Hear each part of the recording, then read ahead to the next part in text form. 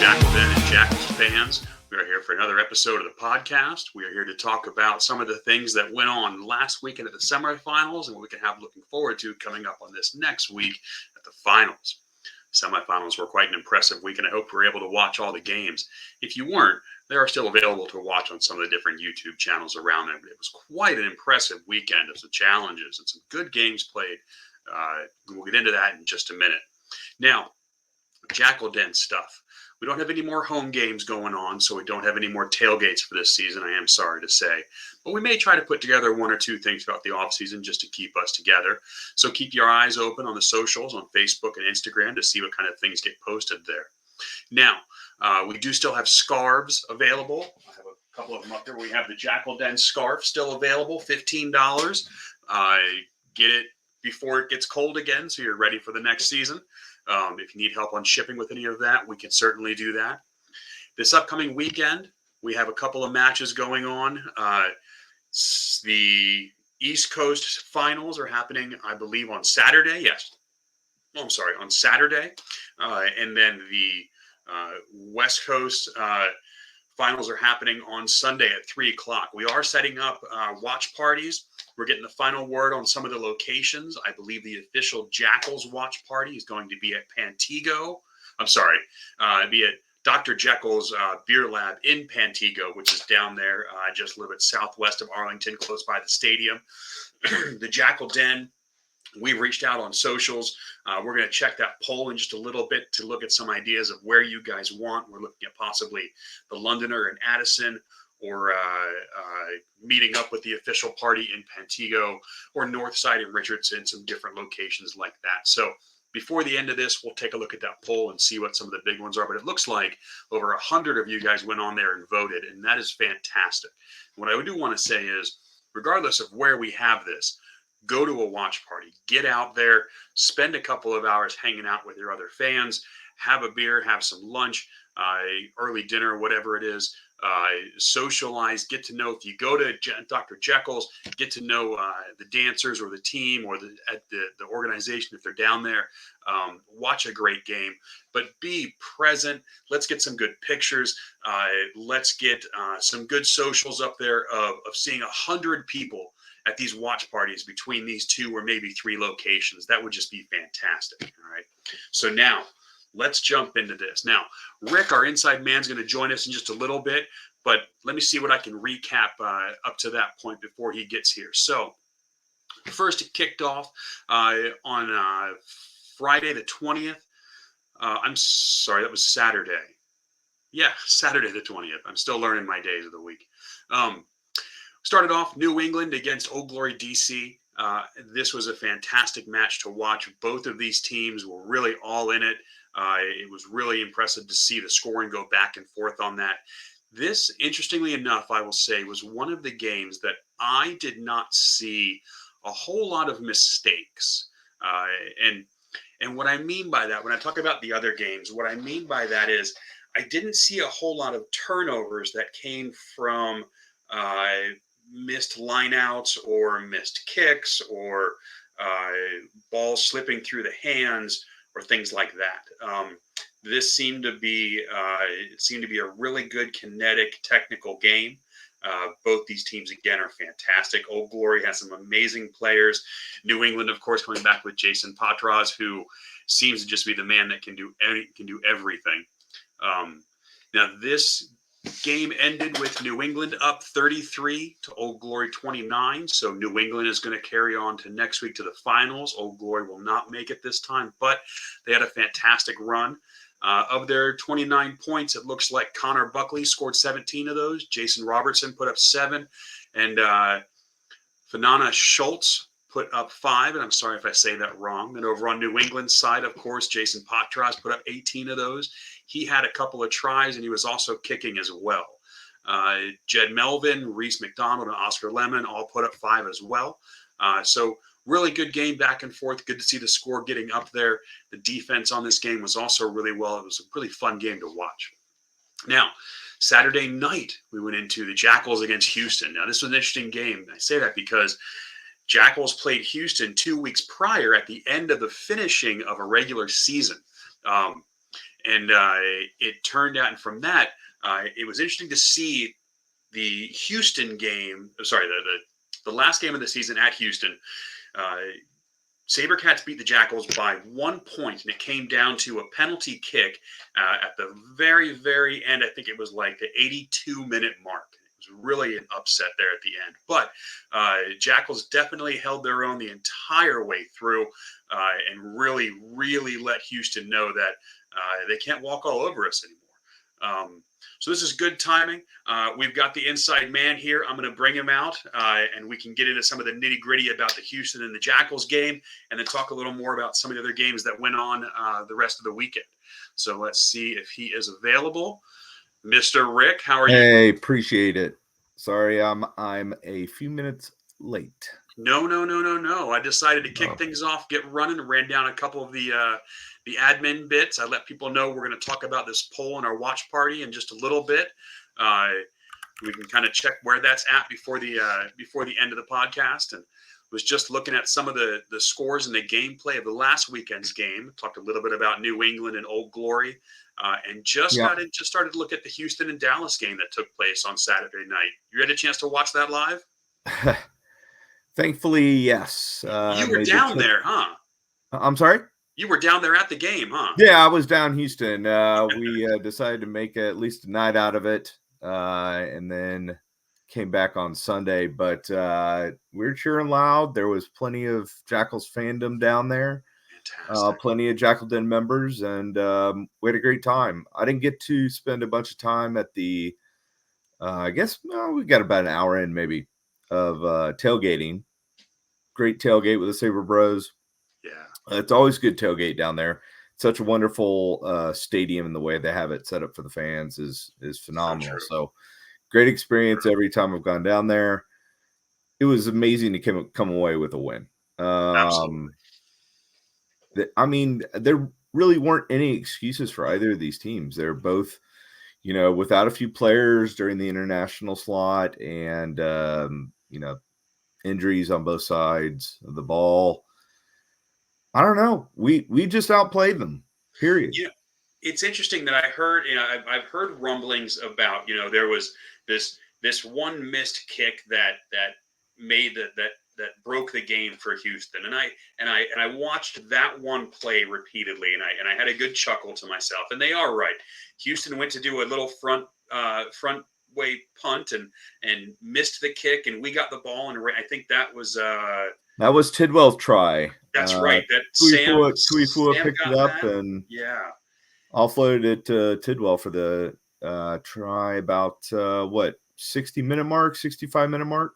Yes, yeah, and and what I have to say in response to some of those comments is, that wasn't the only mistake in the game, and it certainly wasn't that Jackals didn't make any on their own. I mean, we definitely it frustrates the heck out of me every time I see us overthrow a line out. Or something like that. We definitely handed the ball to Houston a couple of times, but they did the same for us. I felt like it was pretty. The mistakes went back and forth enough, and I think one of the things that really saved us, I think of the great line from. Oh man, I had it a second ago. The soccer show on HBO or on Apple Plus, but have the mind of a goldfish. Of whenever when you make a mistake.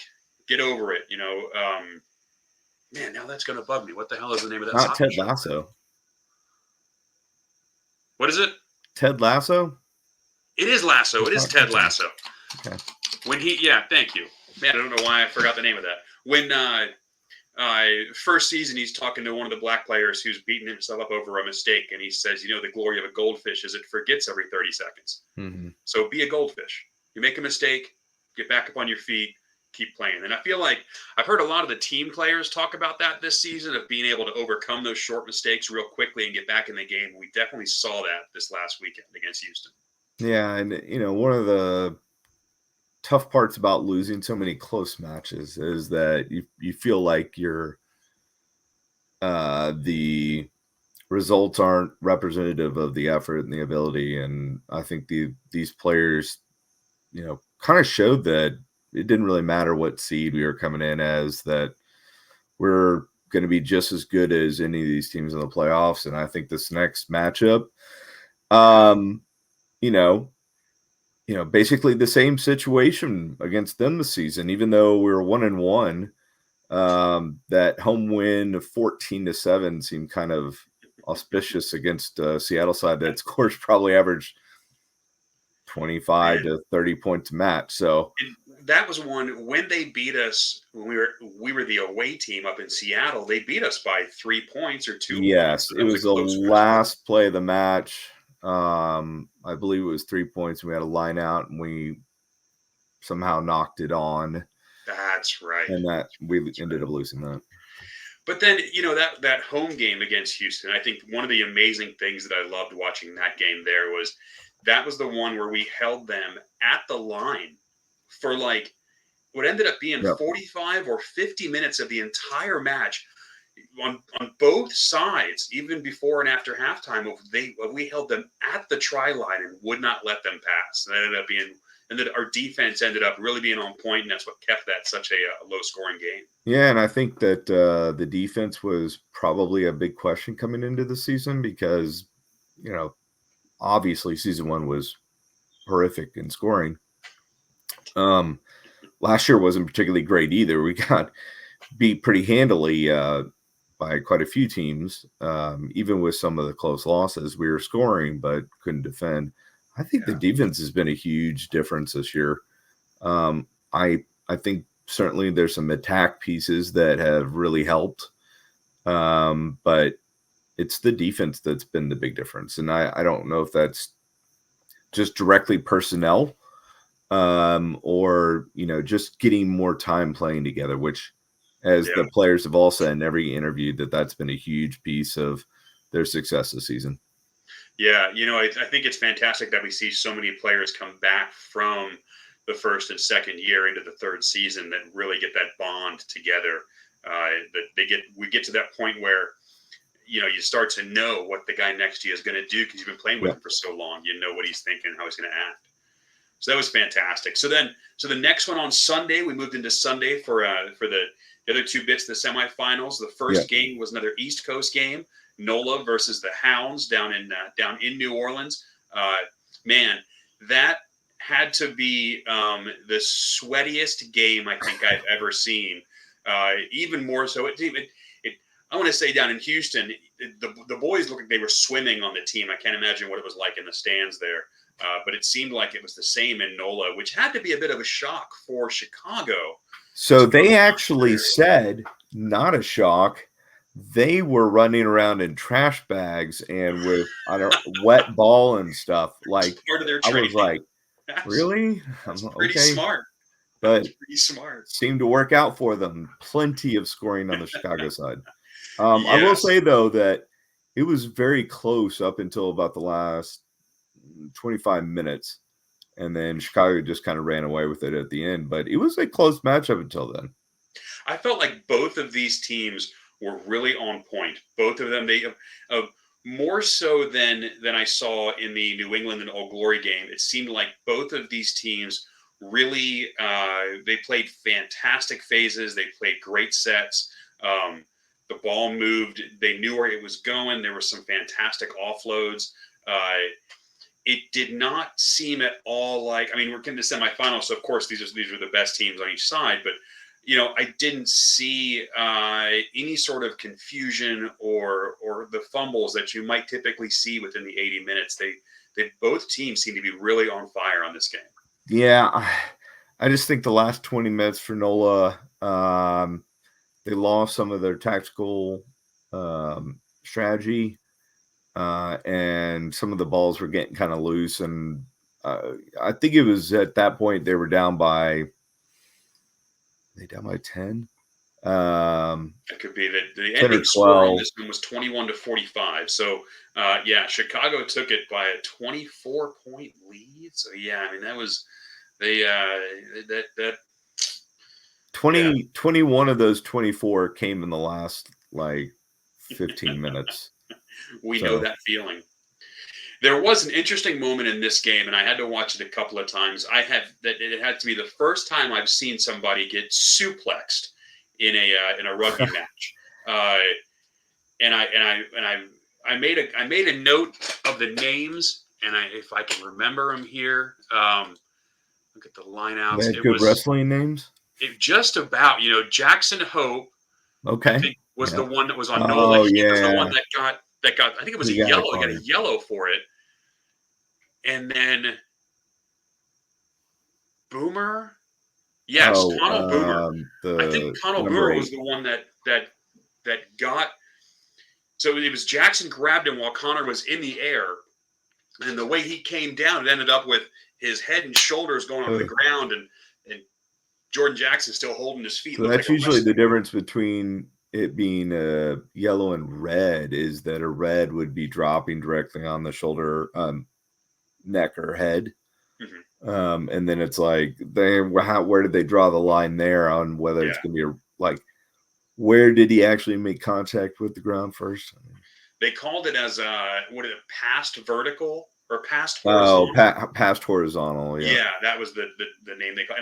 And I heard the same one on the next game in Seattle and San Diego, and I can't remember what. I must have been distracted, but I heard that same penalty get called in that game too. It was interesting to see some of those. I hadn't seen that stuff in the whole season, the regular season, Oh, yeah. that I can remember. I'm trying to remember when Fry was in. There were a couple instances where he got somebody pretty good. Oh. But suplexes, yeah, I see them on occasion. Yeah. It's usually incidental, but Yeah. I mean, for sure, the one of Jackson Hope seemed pretty It was. cause of what he had done in the tackle. So, it happens. I Yeah. see it actually more on the 7 series where the bigger guys will catch one of the smaller guys, and he's just trying to get him to the ground as quickly as possible and end up suplexing him. But yeah, it occasionally happens in 15s. So that one, so NOLA did not make it past on that one. So Chicago took the win on that one. So Chicago is going to go on to play New England this upcoming Saturday. That will be Saturday. Let me scroll down here. 5 p.m. our time or something. 5. I think you're right. Oh no, this one is noon. Oh wow. Noon Central Time. New England on against Saturday, Chicago. and then we play at 3 on Sunday, I believe. Yep. So then the last game of the semifinals Sunday night, Seattle against San Diego. This one, San Diego had made some really impressive strides in the last couple weeks of the regular season. They didn't come on as strong in the beginning of the season. I mean, I think they were one of our first wins. Yeah. Man, San Diego's had a really bizarre season, I think, mainly because Ghetto didn't show up until week 4 or 5, and he came in his first match was against us. Yeah. He came on as a sub. That's right, yeah. And so that was the first time he had played all season. So I think it just took getting some of those old boys, more practice together. I don't know if he was practicing, if he, wasn't able to, but sometimes, it just takes a little while to get the legs going. And it's funny. I think the first, especially at that age. Oh yeah, you got to get the oil can out for that. I hear you. It was like the first half, almost half of the season. Christensen, our boy Danny, never went to the pitch. Wasn't even a part of the reserves. Yeah, he and I had a couple of messages about how things were going. But then when he started getting some play time, it seemed like every time I would go to San Diego's social pages, he was the highlight of the match. He was the try guy, or he was the player of the match or player of the week for them. I mean, it was once they started throwing him out there, it really made a huge change for them. And I think he got 2 or 3 tries, I think, on the last game of the season for them. It was doing really good. So I say that to say I wasn't really certain how this is going to come up, because the Seawolves have had a lot of injuries show up in the latter part of the season. I mean, their entire season they've had Telfete was out for 5-6 weeks at the beginning of the season. They've had just injury disaster this season, mostly in the pack, which, I mean, that's one of the things they're known for is their set piece. And so they're just dealing with, now, like at the beginning of the season, kind of major injuries. I think, smaller injuries towards the end of the season, but this is a team that no matter who they put out there, they win. That's just kind of what, I mean, they now have a history in MLR of winning. So it's not unsurprising that, they're going to beat a team like San Diego, who I think there were higher expectations in what that club was capable of this year.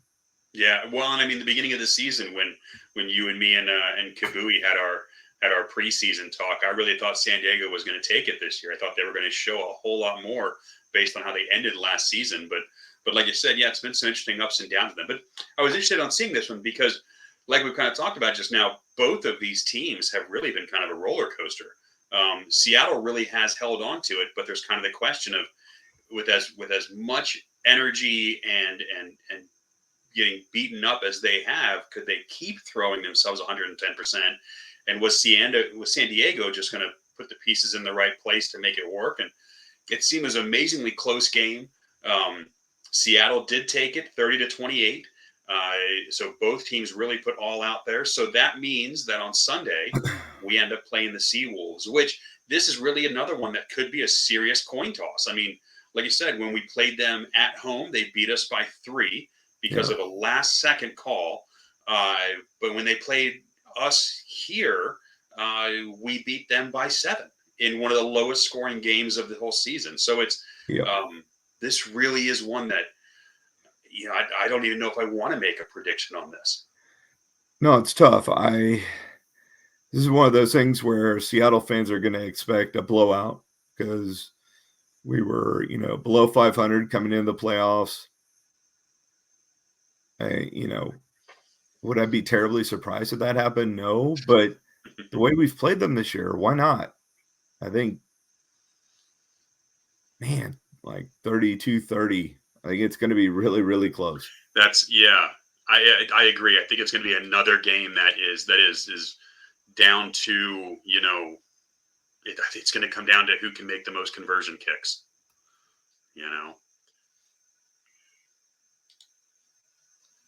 Oh, I think we lost him for just a second there. That's all right. We'll see if we can get him back. But yeah, really, I expect this to be a very, very close game coming up on Sunday. So let's talk about watch parties. So again, let's look at these schedules. So this weekend, Saturday the 27th, the East Coast Finals game, New England against Old Glory DC. That plays at noon Standard Time.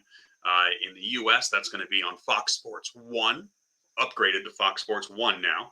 And if you're outside the U.S., it'll be on the Rugby Network. Sunday on the 28th, 3 p.m. Central Time, will be the Seawolves against the Dallas Jackals. And that will happen at Starfire Stadium up in Tukwila, Washington. Now, if I go over and look at the poll that we have on here, let's see. Okay, so again, we had 108 votes. And it looks like we have 33 votes for Dr. Jekyll's Beer Lab in Pantego, Texas. And we have 43 votes for the Londoner in Addison. Now, it looks like we still have a couple here that about a dozen looking for Boomer Jacks over in Fort Worth, and about a dozen looking for Northside Draft House in Richardson. Now, here's what I want to say. We'll get Addison, we'll get Londoner Addison locked in. I'll get the social text up for that. I'm sorry, if not tonight, then tomorrow morning. The Jackals already have Dr. Jekyll's locked in. If there are 12 people, honestly, that are going to show up at Northside and at Boomer Jacks, we'll make the calls to get those locked in as well, so we can get people at 4 locations. All right. So that's it then. I'll get the socials up for that. We'll get that going. I thank you all for coming down. I look forward to talking to you guys next week when we talk about the finals and what's going to happen from there on out. So thank you.